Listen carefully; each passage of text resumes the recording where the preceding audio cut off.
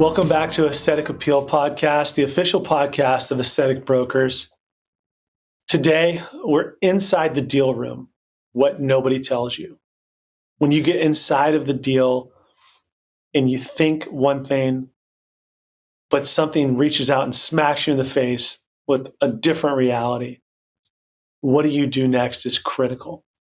Now, one of the things that owners that come into AB's doors focus on the most, and they really should be focusing on something else, is how does this engagement process with us work? A lot of people boil it down to, unfortunately, as if they were selling a house.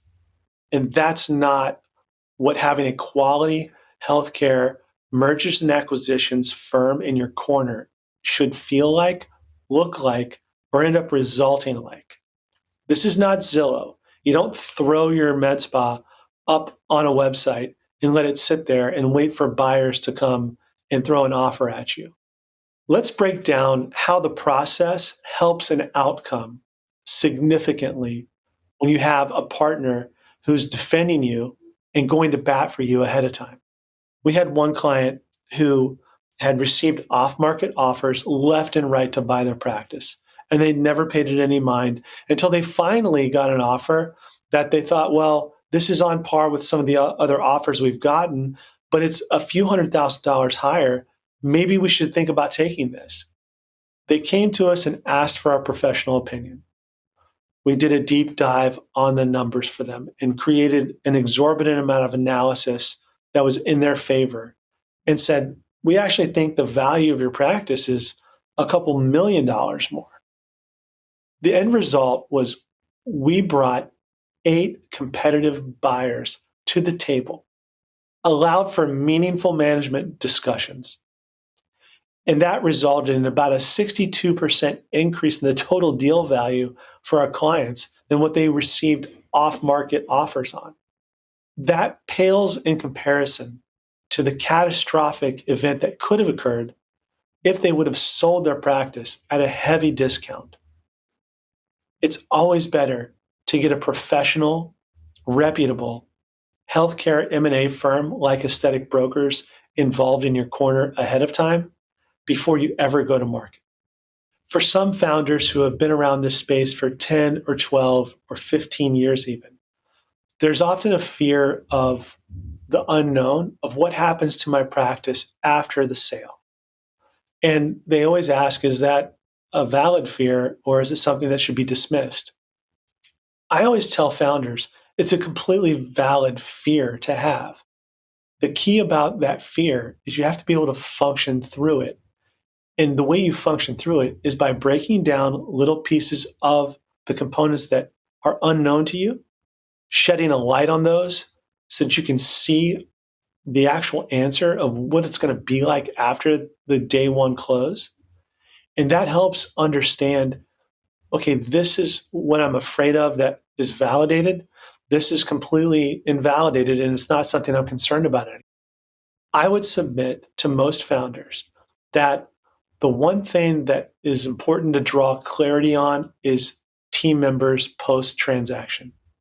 I think it's important to talk about key members of your team that have driven the success of the practice since day one or over the last 1 or 2 years with you, and really understand what those people's goals and ambitions are to make sure that they align on the go forward with the culture fit of the investors who are wanting to build you up and support you in a way that you probably haven't been supported in the past.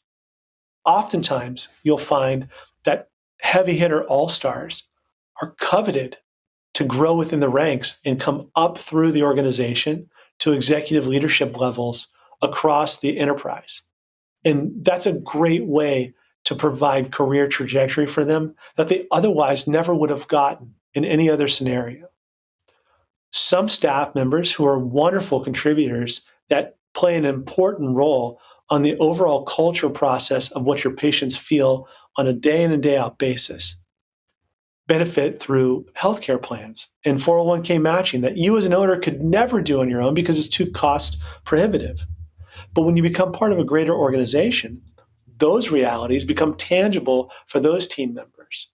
And so I like to have a meaningful conversation with founders about their team and what their goals for their team are, because that allows us to shape the narrative with a buyer that creates 100% alignment, with a buyer that knows that your team is important to you, that your goals for your team are important, and they can put tangible answers to help you get the best culture fit that you possibly can achieve for your overall strategic vision. We get so many questions from founders about what could we have done differently, not better, not worse, but differently 2 years before we did this deal, Bill. And probably the number one thing that I tell people, kind of in jest, but more serious, probably not have taken like 3 months of vacation time over the last 2 years every year. Because as a founder, you tend to get to this plateau of success where you're like, I've made it. I've got this amazing lifestyle that I kind of want to like enjoy and benefit from. And the reality is like we can only take so many days off before we start to feel unproductive. Otherwise, you just wouldn't have built such an incredible platform of success, right?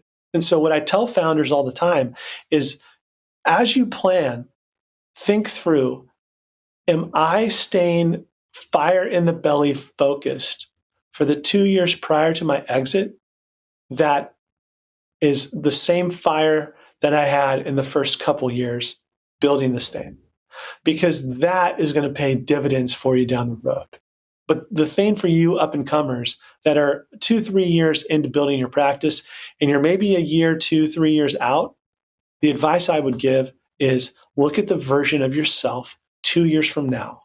And what do you want to look back on the body of work and say, did I burn the candle at the brightness that I wanted it to burn for the past 2 years? Because you don't want to leave anything on the table. If you like that episode of the Aesthetic Appeal podcast, you can always come back for more. Tune in on a monthly basis, and we'll produce some of the most thoughtful and thought-provoking conversations with key opinion leaders in the space. And we'll also provide our market insights of what's really going on in the industry of wellness, aesthetics, longevity in our space. Until next time.